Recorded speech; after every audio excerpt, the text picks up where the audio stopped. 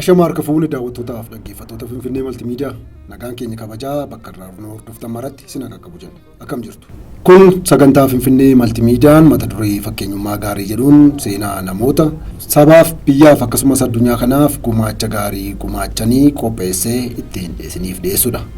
Har'aaf seenaa weellisaa falmaa mirga namoomaa fi qabsaa tokko qabannee dhiyaanneetti jirra. Hanga xumuraatti waliin turan afeerraa keenya.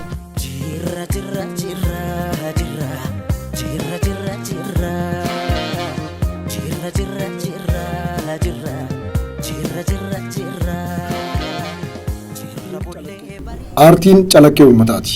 Aartistiinis calaqqisiistuu seenaa, aadaa fi duudhaalee hawaasaati. Akkasumas aartistoonni sagalee uummataa ta'uudhaan rakkoo siyaasaa fi hacuuccaa sirnaa waliin wal qabatee rakkoo dinagdee fi hawaasummaa uummatarra ga'u kan uummanni sababa garaa garaatiin baasee hin dubbannee fi hin ibsan yookaan dhoksee hasaasu gama wallee, fiilmii, diraamaa, asoosama fi maleen birootiin ifatti nutti himu. Maarreen egaa uummanni Oromoo waggoota dheeraadhaaf hacuuccaa siyaasaa sirnoota dhufaa darbaan itti wal gageeddaran jalatti kufee ture. Ammas jala jira kanneen jedhanii jiru. Dhiibbaan hacuuccaa siyaasaa kunis rakkoo dinagdee fi dararama hawaasummaa cimaatiif isa saaxileera. Saaxilaattis jira. Uummanni Oromoo fi sabaaf sablammoonni Itoophiyaa hacuuccaa sirna garboonfattootaa fi sirnoota mootummaa abbaa irreetiin isaanirra gahaa turee fi jiru ofirraa fonqolchuudhaaf qabsoo hidhannoo fi karaa nagaatiin geggeessaniiru gaggeessuuttis jiru. Qabsoo hidhannoo geggeeffamu kana finiinsuu keessattis qoodiif ga'een aartistootaa olaanaadha. Keessattuu ga'een weellistootaa. Qabsoo uummanni addunyaarra jiru yeroo garaa garaatti geggeessee fi geggeessuutti jiru wanti wal isa fakkeessisu jira yoo jedhame wanti kun aartiidha. Aartii keessaayyuu walleen adda durummaan ibsama. Kanaafis qabsoo uummata addunyaa kanaa geggeesse keessatti walleen bakka dhibe hin qabu yoo jenne soba hin ta'u. Weellistoonni rakkoo siyaasaa, dinagdee fi hawaasummaa saba isaanii ifatti baasanii dubbachuun akkasumas qabsoo saba isaanii finiinsuu isaaniitiin sirnoota dhufanii darban keessatti hedduun lubbuu isaanii qaalii itti wareeganiiru. Qaama itti hir'ataniiru, maatiif fira isaaniis itti dhabaniiru. Aartistoonni saba cunqurfameef sagalee ta'an kunneen dhugummaan dhugaan kanneen jiraatanidha. Haa ta'u malee aartistoonni tokko tokko ammoo ni jiru. Kanneen siyaasa carraasistoota ta'an. Aartistoonni akkanaa kun jijjiiramuu sirnaa fi aangawoota sirnaa akka carraatti fayyadamuun sagalee uummataa ta'uurra sagalee sirnaa fi namoota dhuunfaa ta'uun faayidaa dhuunfaa isaanii yeroo ari'an ni argina. Kanneen kun ammoo booddessitoota qabsoo sabaa kanneen ta'anidha. Weellistoonni sagalee guddistuu qabsoo ta'uurra kan darbe uummanni akka dadammaqu, aadaa isaa akka cimsu, duudhaa isaa akka jabeeffatuu fi seenaa isaa akka yaadatu hojjetu. Qabiyyeen wallee hedduun isaanii dalaganis kana of keessatti hammata. Qabsoof fincila diddaa gabrummaa irratti garboonfattootaa fi cunqurfattoota waliin uummanni Oromoo bilisummaa fi walqixxummaaf taasise keessatti aartistoonni Oromoo hedduun keessattuu weellistoonni Oromoo sirboota isaanii keessatti jechoota uummata qabsoof kakaasan fayyadamuun saba isaaniitiif ergaa dabarsaa turaniiru. Ittis jiru. Aartistoonni kunneen sababa sagalee uummata isaanii ta'aniin qofa namoota hedduun kan jaallatamanii fi kan leellifaman yoo ta'u gama biraatiin ammoo kan isaan jibbanii fi isaan balaaleffatanillee turaniiru har'as hin jiru. Kanarraas kan ka'e aartistoonni Oromoo hedduun yeroo garaa garaatti lubbuu isaanii itti dhabaniiru. Qaama itti hir'ataniiru, qe'eef maatii sabaaf biyya isaanii dhiisanii godaananiiru. Kaan ammoo akka miila gooticha Bakar Waaree bakka buuteen isaaniillee dhabameera. Egaan dhaggeeffattoota Finfinnee Maltiimiidiyaa sagantaa keenya mata duree fakkeenyummaa gaarii jedhu har'aatiin seenaa weellistoota yeroo lubbuun turanitti seenaa qabsoo uummanni Oromoo gaggeesse darbe kaasuun aadaa, seenaaf duudhaalee Oromoo akkasumas maqaaf seenaa gootota qabsoo Oromoo keessatti shoora olaanaa ba'anii dhaloota barsiisuu irra taranii yeroo lubbuun jiranittis sodaa tokko malee qabsoo uummanni gaggeessu finiinsuun akkasumas waan ammaan kana uummanni isaanii keessa jiruuf itti jiru raaguun hojii hojjetaniin gala uummata isaaniitiif galaasanii darbanii kaasuun ilaalla. Namni sagantaa keenya irraatiin seenaa isaa isiniif dhiyeessinus weellisaa umurii isaa gabaabduu addunyaa kanarra jiraateetiin seenaa ajaa'ibsiisaa qalama warqeetiin katabee darbee fi weellistoota Oromoo seenaa saba isaanii keessatti uummata isaaniitiif gumaacha gaarii ta'e gumaachuu isaaniitiin dhalooti bara dhufee darbe keessatti isaan leellisuuf faarsuudha.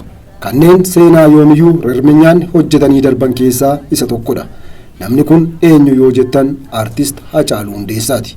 Aartistii jechootaan ol ta'e kan jechoonni waa isaa ibsuuf nama hanqatanii Hacaaluu Hundeessaa Boonsaa. Hanga xumuraatti nu waliin turan afeerraa keenya. Chaanaalii YouTube Finfinnee Maltiimiidiyaa subscribe, share, like gochuun maatii miidiyaa maddaaf seenaa odeeffannoo ta'ee ta'a jenna. Furmaata mataansaa harreen baadiyyaa taate harree diida qambar sadii cabseet qambar sadii cabseet. Hacaaluun magaalota qabsoo Oromoo finiinsuun maqaan isaanii adda durummaan ka'u keessaa tokko kan taate magaalaa Ambootti abbaan isaa Hundeessaa Boonsaa fi haadha isaa Guddattuu Horaa irraa akka lakkoofsa Itoophiyaatti muddee 22 bara 1976tti dhalate. Ijoollee maatiin kun horatan keessaa inni maatii isaaf mucaa isa arfaffaati. Ijoollummaatti hiriyoota isaa waliin hurufa alaltuutti jabbilee fi loon tiksaa akka guddatees seenaan isaa ni hima. Maqaa maatiin ganama moggaasaniifis Hacaaluu jedhanii hin turre. Maqaan isaa osoo Hacaaluutti hin moggaafamin dura sirna aadaa ammachiisaatti maqaan karaa jedhu isaaf moggaafamees ture. Garuu maqaa kanatti hin waamamne jechuun haati isaa himaniiru. Taateen maqaa isaa ganamaa isaaf mogga'e sana gara maqaa inni hunda biratti ittiin beekamuutti jijjiires ijoollummaa isaatti dhibee fayyaa isa quunnamee ture akka ta'es ni himama. Dhibee isa quunnameef wallaanamuuf ennaa gara hospitaalaatti isa geessanitti dooktarri hospitaala Ambootti isa wallaanes ijoollee meeqa deessan jedhee haadha Hacaaluu aadde Guddattuu Horaa gaafate. Aadde Guddattuu Horaas inni isa afuraffaadha jechuun dooktara sanaaf deebisan. Maarreen dooktarri daa'ima sana wallaanaa tures ati mucaan kun hin du'a jettee eegda. Mucaan kun hunda caala. Inni Hacaaluudha maqaan isaa jechuun maqaa eenyummaa weellisaa falmaa mirga namoomaa fi goota hidhaaf doorsisoon diinaa tasa isa jilbeenfachiisuu fi afaan isa qabsiisuu hin dandeenye kanaa sirriitti ibsu Hacaaluu jechuun dooktarri hospitaala Amboo sun isaaf moggaase. Ergasii hundinuu maqaa haaraa ba'eefitti Hacaaluu jedhanii isa waamuu eegalan. Eeyyan maqaan kun maqaa jechaan qofa osoo hin taane gochaanis sirriitti eenyummaa isaa ibsudhas.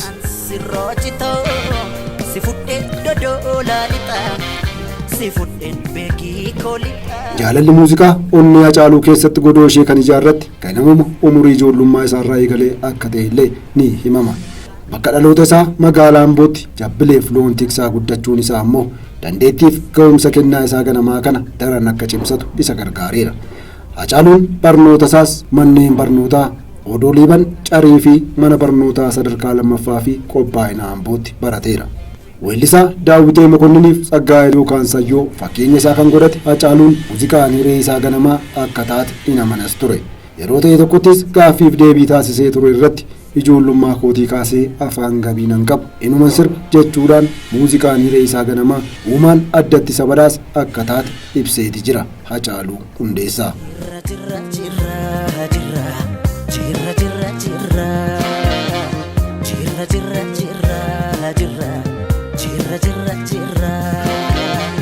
Jirra bullee barii arguuf garaa nu bal'isee yaanuyi yaa waa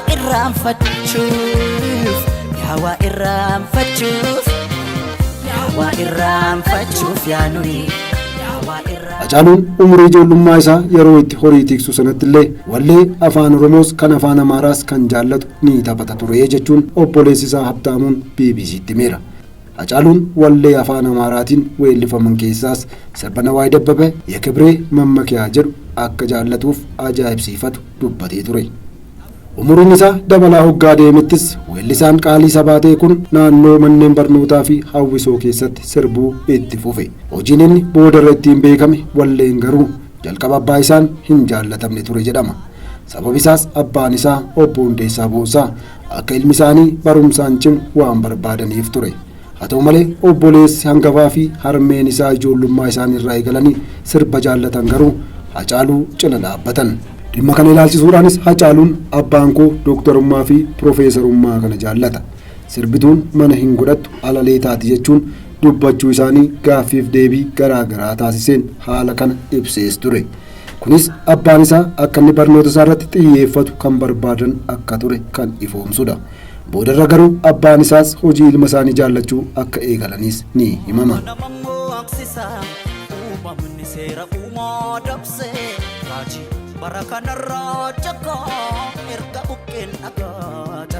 Maqaan magaalaa bakka dhaloota Hacaaluu taate ennaa ka'utti yaada namoota hedduu keessa wanti dursee dhufu yoo jiraate qabsoo diddaa cunqursitootaa irratti Oromoon geggeesse keessatti magaalota mormii diddaa finiinsuun maqaan isaanii adda durummaan eeraman keessaa ishee tokko ta'uu isheeti. Fincila diddaa uummanni Oromoo walabummaa fi walqixxummaan akka jiraatuuf taasise keessatti dhaloonni magaalaa Amboo qe'ee dhaloota Hacaaluu Hundeessaa Boonsaa taate kana gootummaadhaan ibsama. Maqaan Amboo sirboota gootummaa ilmaan isheetiif sirbaman waliinis kaafamee sirbameeraaf. Waa'ee magaalittiis ta'e waa'ee jagnummaa ilmaan isheetii ilaalchisuudhaanis wanti hedduun himameera. Maarreen egaa Amboon qe'ee goototaa ta'uu isheetiinis uummanni magaalittiis yeroo mootummaan Dargii aangoorraa bu'ee wayyaaneen biyya seentettis loltoota wayyaanee baagala dhorkaniiru. Gootummaa ilmaan Amboo kanarraa ka'uudhaanis Amboo la jagninnat jedhamee mammaakameeraaf. Uummanni Amboo walqixxummaa fi walabummaan akka jiraatuuf mormii fi fincila diddaa uummanni Oromoo fi sabaaf sablammoonni biyyattii dhiittaaf sarbama mirga namoomaa cunqursaa fi bittaa garboonfattoota mormuun qabsoo taasisan keessatti bara dhufee darbu hedduun lubbuu isaanii tokkittii itti dhabaniiru. Qaamatti irrataniiru, dararama jabduu keessas darbaniiru. Kanaaf ammoo ragaan Karchallee Ambooti. Ragaan akka siidaatti dhaabbatee jiru. Afaan baafatee yoo hin dubbanne illee dararama uummata Amboo ragee Karchallee kana ilaalanii hubachuun nama hin dhibu. Namoonni hedduunis qabsoo diddaa uummanni Oromoo geggeesse keessatti aarsaa ilmaan qe'ee sanaa dhiyeessan Karchalleen Amboo haa dubbatu jechuun gatii uummanni naannoo sanaa qabsoo diddaa uummanni Oromoo geggeesse keessatti baasee ibsu.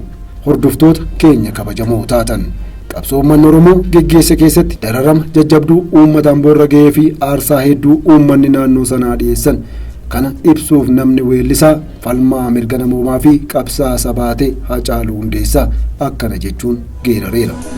Geerar naan jettu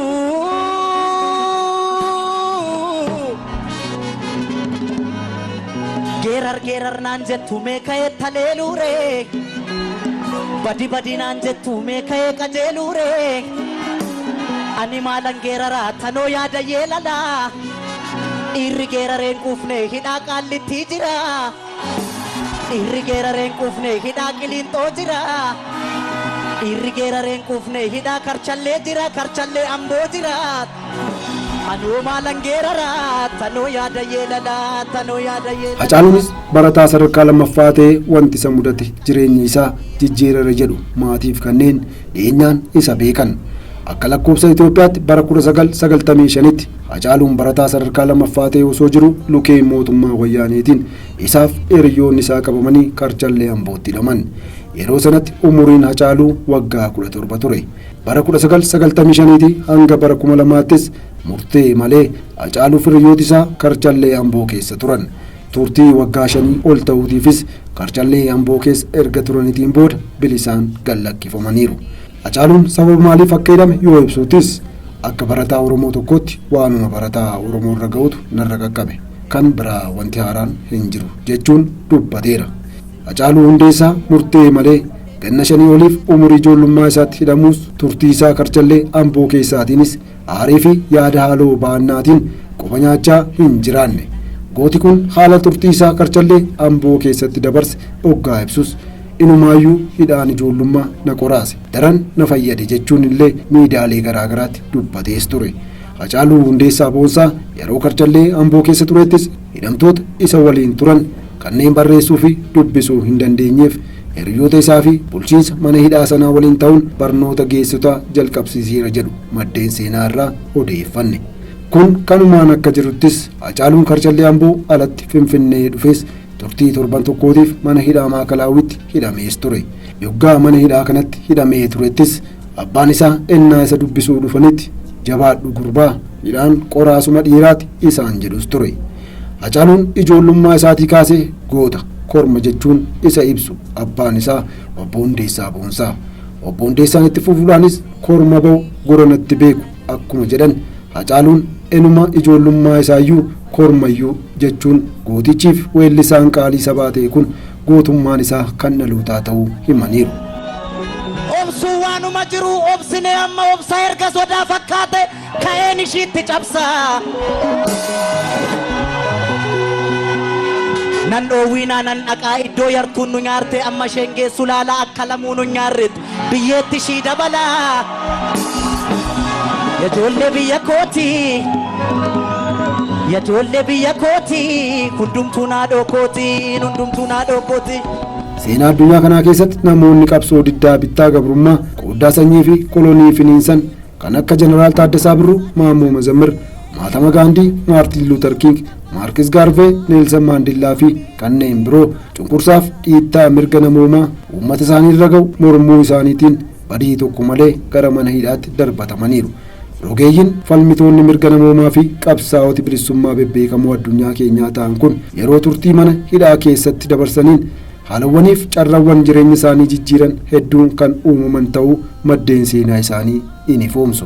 Turtii isaanii manneen hidhaa keessatti dabarsaniinis badii malee maaliif hin hidhameen hidhii osoo hin tuutin dabaan hidhamuu isaaniitiin kaayyoo qabsoo isaaniirraa duubatti deebi'uuf yaaduur akkaataa qabsoo isaanii daranitti finiinsuu danda'an irratti xiyyeeffachuu isaaniitiin erga hidhaatii ba'aniitiin booda qabsoo isaanii kan duraarra daran finiinsuu danda'aniiru.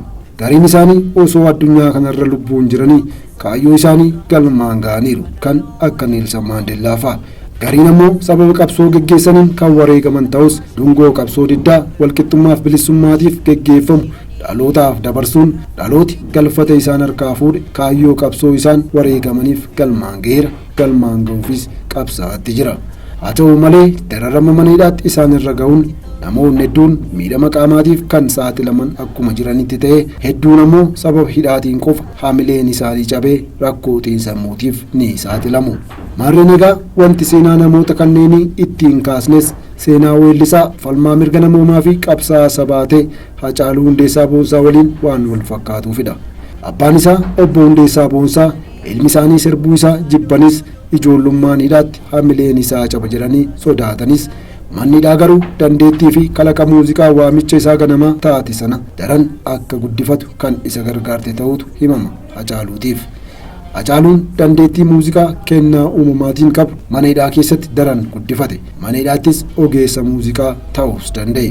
Hacaaluun haala taatee kana ennaa ibsuttis isa dura sagaleedhaan weellisuu malee walaloo fi yeedaloo barreessuu hin beeku ture. Kanan bare mana hidhaa sana keessatti jechuun dubbateera.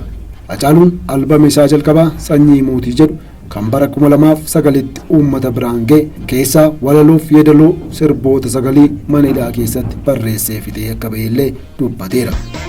Urjii koon sin jedha akka gadaa keenya qarri urjiis shanii si fudhe baduudhaaf warroon hin dhiisanii.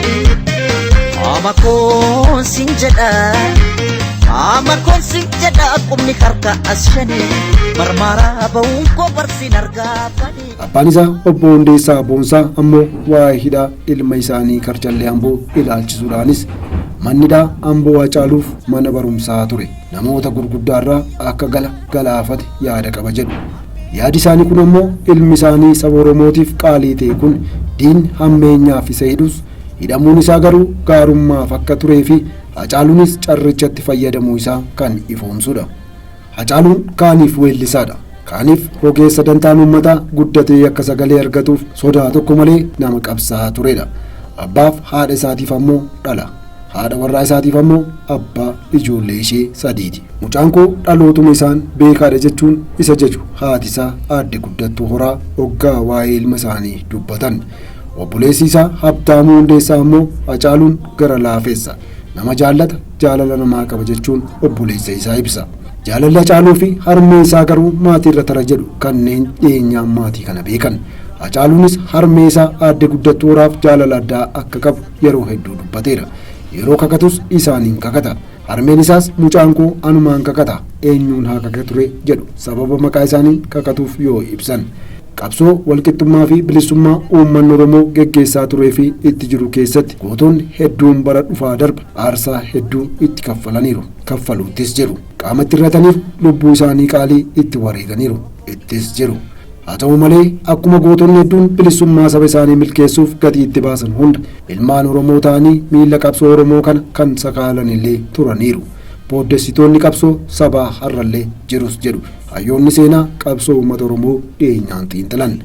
Kanarraas ka'uudhaan Hacaaluun yeroo hedduu walaloowwan isaa keessa namoota seenaa keessatti beekaman kaasee faarsa. Fakkeenyaan itti fayyadama yookaan dogoggora isaaniirraa akka barannu nu gorsa. Walaloowwan sirboota kan jaalalaati jedhaman keessatti illee maqaa gootota seenaa qabsoo uummata Oromoo fi biyyattii keessatti gumaacha gaarii qaban keessa buusuun ergaa dabarfachuu barbaade sana cimsan yeroo fayyadamu ni dhageenya. Fakkeenyaaf sirbasaa wal dhabnaaree jedhu keessatti achi buuteen kee dhabame akka miila bakar waaree bareedditti Awwaash gamaa wal jaallachaa wal dhabnaaree jechuun weellisa. Walirraa fagaanne kunoo dugdaa garaa ta'anii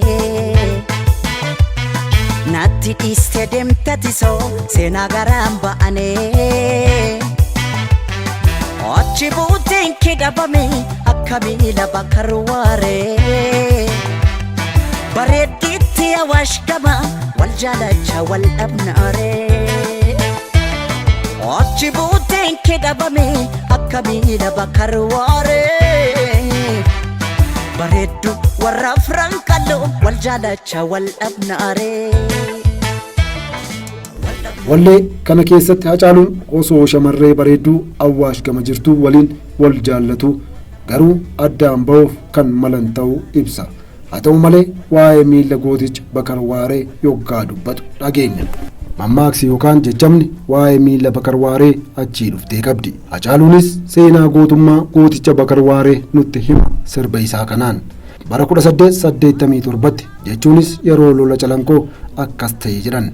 Waraanni weerartuu mootii Minilik lamaffaa gam tokkoon uummata Oromoo fi Hararii ammoo gam kaaniin hiriiran. Kunis baha Oromiyaa bakka Calanqoo jedhamtuttidha. Hoogganaa Oromoota naannoo isaanii kan ture bakar waaree gosoota ilmaan afran qalloo fi kaan of duuba hiriirsuun dursa akka tures ni himama. Argaa dhageettiin jaarolee akka agarsiistutti wayita lola kanaatti qabsaa'aa hoogganaa uummataa kan ta'e bakar waaree miiraan lolarra hirmaatee miilli isaa yoggaa irraa cittullee quba hin qabu ture. Waraanni xumuramee hanga namni itti himutti. Warri Harargee har'allee wanta sabadee hin argamne yogguu mammaasaan yookaan jechamaan ibsan miila bakar waareen fakkeessu. Hacaaluun jechoota sasalphaa fakkaatan akkasii garuu seenduubee gurguddaa qaban sirboota isaa keessatti kaaseera. Kana akka fakkeenyaatti kaasne malee sirboota isaa hedduu keessatti namoota seenaa maqaa dhawa Hacaaluu Hundeessaa Boonsaa, Aliyyi Cirrii Dhoombiir isaa waliin Taaddasee Birruu, Elemoo Qilxuu, Oliiqaa Dingil kaasa. Hacaaluun saba koo falmee du'een Taaddasaa Birruu ta'a. Saba koo falmee du'een Waaqoo Guutuu goota. Biyya koo falmee du'een Oliiqaa Dingil ta'a. Biyya koo falmee du'een Balaa Zallaqaa ta'a. Zallaqaa Qilxuu ta'a. Biyya koo falmee du'een Abdiisaa Agaa ta'a. Saba koo falmee du'een Bakar Waaree koo ta'a. Saba koo falmee du'een Laggasaa Wagiitaa. Dargaggootniif daa'imman dhaloota ammaa jara kana eenyu namni kun jedhanii seenaa akka sokan karra banaaf gootichi weellisaa Hacaaluu Hundeessaa. Kana malees Hacaaluun walaloo sirboota kan jaalalaati jedhaman keessattillee seenaa namoota qofaa osoo hin ta'in falaasama jireenya Oromoos nutti himeera. Albamuma isaa kana keessatti sirba aadaa Jimmaa Diggittii jedhu keessattis irra deddeebiin waa'ee yayyaba shananii kaasa. Urjii koon sin jedha akka gadaa keenya qarri urjiis shanii si fudhe baduudhaaf warroon hin dhiisanii. Ama koon sin jedha ama koon sin jedha qubni harka as shanii marmaaraa ba'uun koo barsiin argaafanii. Subirraa jalqabee sanaan illee shanii kootu Diggittii kokkootiin si beekanii. Wallee kana keessatti Hacaaluun irra deddeebiin waa'ee yayyaba shananii kaasa. Kunis Oromoon jireenyaaf falaasama isaa seera yayyaba shananii irratti hundeeffachuu isaa nutti hima. Uumaan waaqaa, gosti bineensotaa, sirni gadaa, ijaarsi manaa, odaan, sirni nyaataaf kanneen kana fakkaatan hundi shan shaniin gargar akka qoqqoodaman hayyoonni ni dubbatu. Hacaaluun weellisaa qofa hin turre. Hacaaluun qabsaa'aa fi falmaa mirga namoomaati. Hacaaluun qorataaf hayyuu akkasumas barsiisaa seenaa aadaaf afaaniiti.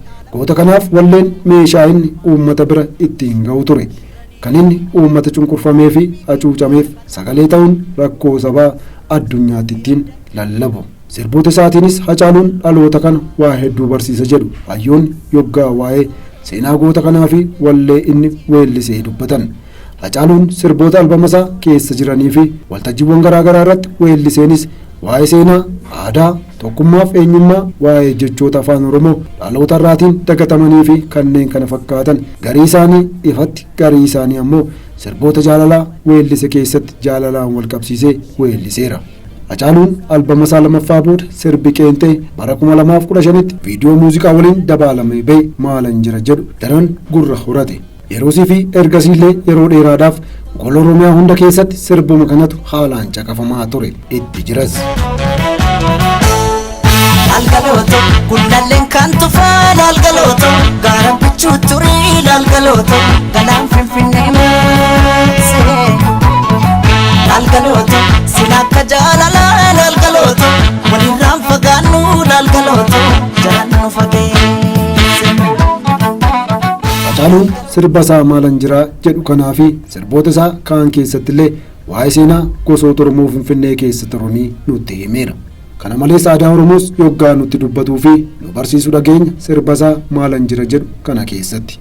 Hacaaluun sirba isaa kana keessattis dhiibbaa alagaan ilmaan Oromoo keessumaa Oromoo Tuulamaa irraan ga'eerraa kan ka'e shiriif dabni Oromoo addaan fageessuu jabaatee hojjetamuu isaa eera akkana jechuun. Lalgalooto gullalleen kan tufaa lalgalooto gaara bichuu turii lalgalooto galaan finfinnee maasee lalgalooto sila akka jaalalaa lalgalooto walirraan fagaannu lalgalooto jalaan nu fageesse. Diiganii gaara sanaa gaara diigamuu malee nu baasan addaan baanee nu addaan ba'uu malee. Weellisaan qaalii sabaa ta'e kun Hacaaluun maalan jiraa waanuma keessa kiyyaan barreesse uummanni battalatti galeeraaf kaanis gaafatee galeef kan ammoo uummanni baruun anaaf gammachuudha jedhee dubbateera. Ergasii miidiyaalee garaagaraatti waan dubbateen sirbi kun weerara lafaa naannoo Finfinnee daran isa yaaddesseef weellisuusaa dubbate. Gullalleen giddugala Finfinneeti kan jedhu Hacaaluun weerara lafaa isa gidduurraa ka'uun barbaade jechuun miidiyaa ETOTube jedhamutti dubbateera. Kan ammaa yoo kaafnu kan durii isaa dachuun nurra jira waan ta'eef kanaafin hojii kan hojjedhe jedha namni qaalii sabaa ta'e kun. Gosoota Oromoo Tuulamaa kanneen akka Yaayyaa Gullallee, Eekkaa, Galaanii fi kaan lafa isaaniirraa buqqa'anii amma iddoo isaanii durii hin jiran jedhees falma Hacaaluu Hundeessaa. Otoo horteen gosoota kanaa lafa isaaniirra jiraatan silaa aadaan saba kanaa ni mul'ata ture. Afaan Oromoos haalaan dubbatama ture. Namuu uffata aadaa isaatiin faayamee mul'ata ture. Garuu kun ta'aa hin jiru. Adeemsa amma jiruun itti fufataanaanis Oromoonni naannawa Finfinneerra amma jiranis egereen isaanii akkuma gosa Gullallee ta'a jechuun barbaade sirba kana keessatti jechuunis waa'ee qabiyyee yaada sirba maalan jiraa jedhu ibse. Sirboota weellisaan kun bara lubbuun jiru sirbe keessaa maalan jiraan kan dhaggeeffatamummaa guddaa horates ta'e mormii uummataa qaacessuu keessatti ga'een isaa olaanaadha. Mormiin maaster pilaanii Finfinnee 10ffaa ajandaa mormii uummataa guddicha bulchiinsa TPLF diiguun bulchiinsa amma jiru aangootti fidedha. Sirbuma maalan jiraa jedhu kana keessatti aadaas nu barsiisa. Ilmi obbo Hundeessaa Boonsaa tokkicha akka dhibbaa qaalii sabaa bakka ga'ee hundatti hojii saba isaa boonsu hojjetu kun. Akka aadaa Oromootti maqaan soorettii jedhu maqaa ulfinaa yookaan kabajaa dubartii otoroo yookaan guddoo taateef kennamudha. Kana malees sirbuma kana keessatti Hacaaluun waa'ee irra buusa irbaataas yoggaa kaasu dhageenya. Aadaa Oromoo keessatti irbaati erga nyaatamee booddee yerootti ijoollee sammuu qarantu jira. Kan afaan Ingiliziitiin brain gymnastic jedhamu. Kunis hibboo, sheekoo, mammaaksaa fi kanneen biroon ta'uun ni mala. Gama nyaataanis irbaataan booda hanga bunni danfutti abbaa warraaf wanti kennamu ni jira. Kunis qorii, caccabsaa yookaan akaawii ta'uu ni danda'a.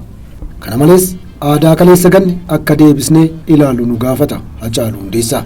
Ijoolleef yeroon kennamuu akka qabu ta'anii maatii waliin haasa'uun akka nurra jiraatu Hacaaluun nu yaadachiisa jedhu hayyoonni.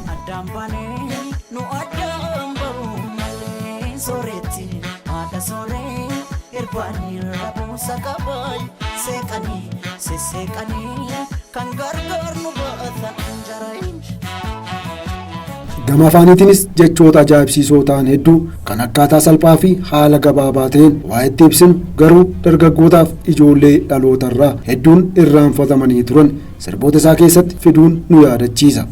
Keessattuu sirba isaa jirra jedhu keessatti jechoota akkasii hedduu yoggaa kaasu ni dhageenya. Jirra jirra jirra jirra jirra jirra jirra jirra jirra jirra jirra jirra jirra jirra jirra bullee barii arguuf garaa nu bal'isee yaanuyi yaa waa irraanfachuuf yaa waa irraanfachuuf yaa waa irraanfachuuf yaanuyi yaa waa irraanfachuuf. Tafkiidhaaf utaalchoo, geergoodhaaf milikkii, waayyuudhaaf rasaasa, allaattiidhaaf koochoo, qocaadhaaf dhagaacha, kennaa maaltu dida jirra hunda baachaa jedha Hacaaluu Hundeessaa.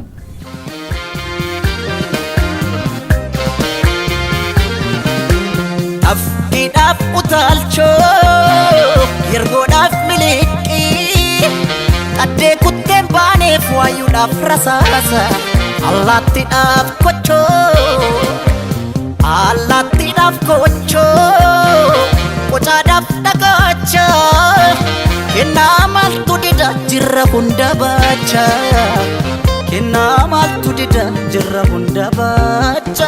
Jirra jirra jirra jirra jirra jirra jirra jirra jirra jirra jirra kun har'allee jirra. Allaattiidhaaf ogummaa balali'uu Waaqni kenne. Uummata Oromoodhaaf ammoo kennaa waa hunda danda'u kenneera. Sirba isaa kana keessatti illee afaan qofa osoo hin taane falaasama uummata Oromoos ni ibsa. Jaarraa tokkoof walakkaa oliitiif sirnoonni garboonfatoon Oromoo gandaaf amantiidhaan addaan qoqqooduuf bu'anii ba'aniiru. Shiraaf hojii qoqqooddaa kana keessattis kan hirmaate alagaa qofa osoo hin ta'in dhiigaan Oromoo ta'anii kanneen garaa isaanii bulan tokko tokkos qooda fudhattoota turan. Garuu osoo itti hin milkaa'in hafaniiru. Kaleessa yeroo wayyaaniin aangoorra turtettis hedduun namaa Oromoo amantaaf lagaan qoqqooduuf asiif achi hoggaa kaatu agarreerra itti hin milkoofne. Ilmaan Oromoo tokkummaan dhaabbachuun fincilaa fi qabsoo diddaa finiinsaniin umurii sirnichaa gabaabsuudhaan ofirraa darbataniiru. Ammaan kanallee shira sirnoonni darban itti hin milkaa'in hafan sana tarii yoonuu milkaa'e jedhanii kanneen carraaqan argaatti jirra. Weellisaan abbaa qabsoo Oromoo ta'e Noo Goobanaa tokkummaa yaa ilmaan Oromoo tokkummaa jechuudhaan tokkummaan murteessaa ta'uu isaa nutti himeera. Hacaaluunis sirbuma isaa kana keessatti waa'ee tokkummaallee ni dubbata. Waa hedduus ni beekna nuti ilmaan Oromoo maaliif tokko hin taane maaliif wal mormina.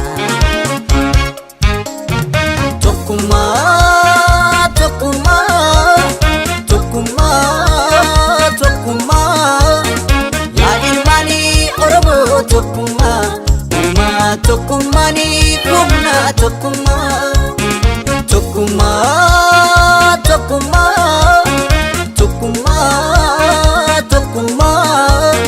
yaa ilmaan Oromoo tokkummaa ni humna tokkummaa.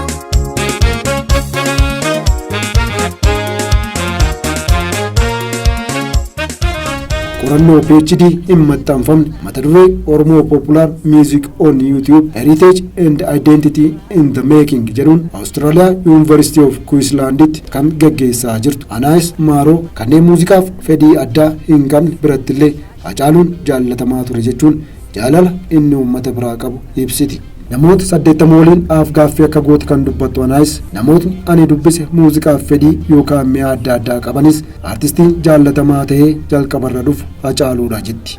Umuriif sadarkaa barnoota garaagaraa qabaatanis kutaa Oromiyaa kamirraayyuu haa dhufanii hundinuu Hacaaluu jaallatu. Waraqaa kana keessa boqonnaan tokko Telling the Truth or Making the Future Hermeneutics of Maalanjiraa kan jedhudha. Wayita qorannoo ishee hojjechuuf hawaasa keessatti adeemtu jecha namni tokko itti dubbate akka hin irraanfannee fi agarraallee dubbiin kun maal akka ta'e hubachuuf carraaqaa akka jirtu dubbatti. Kunis Hacaaluun waan fuulduratti ta'uuf deemu dubbata.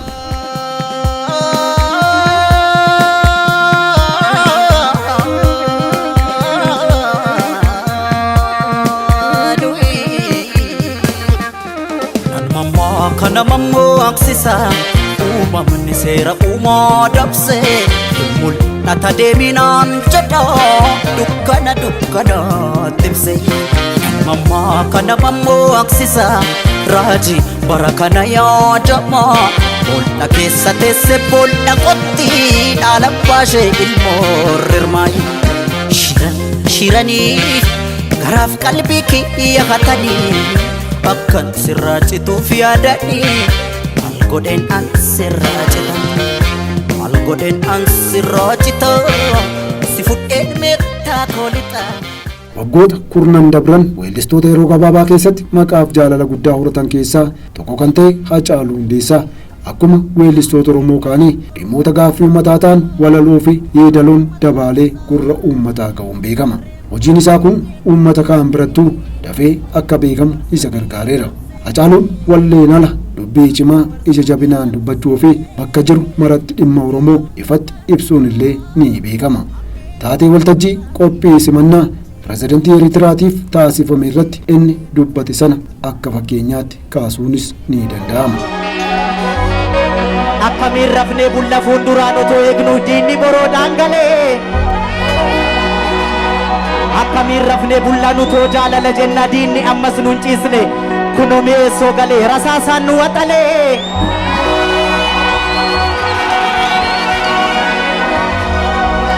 Akkamiin rafnee bullaan utoo dhiifama jenna kunoo diinni nun ciisne kunoo mi'eessoo galee rasaasaan nu waxalee. Nurraa dhoowwiya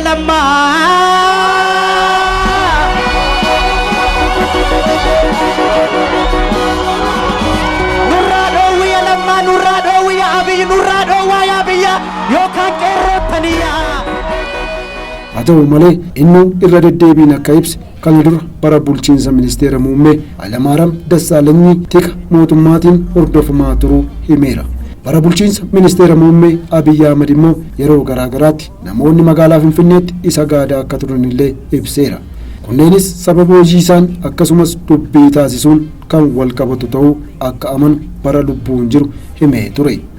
Dhimma kana waliin wal qabsiisees Haacaaluun bara lubbuun turettis muuziqaan anaaf jireenya kooti firan itti horadhes diinan itti horadhes jechuun himee ture. Lubbuu bini qabaatu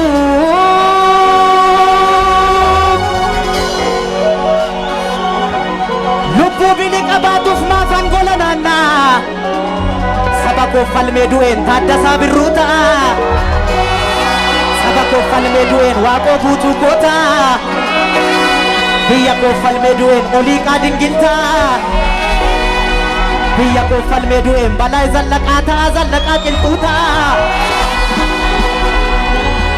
biyya koo falmee du'een Abdiisaa Agaa ta'a saba koo falmee du'een Bakar Waaree koo ta'a saba koo falmee du'een Laggasaa Wagii ta'a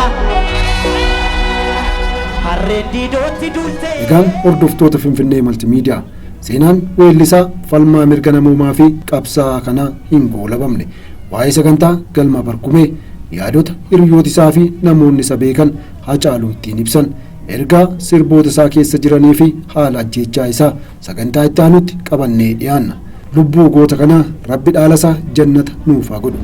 Qopheessee kan isiniif dhiyeesse an Adaane Tasfaayeeti. Chaanaalii yuutuubii Finfinnee Maltiimiidiyaa sabskiraayib gochuu hin dagatinaa. Finfinnee Maltiimiidiyaa madda seenaaf odeeffannoo. Harreen diidootti duultee faroo dhugaa gogsaaree garri shiraan tuulameef biiftuu baatu dhoksaaree kan du'e seenaan tafe kan lufe silaa lufe kan dhufe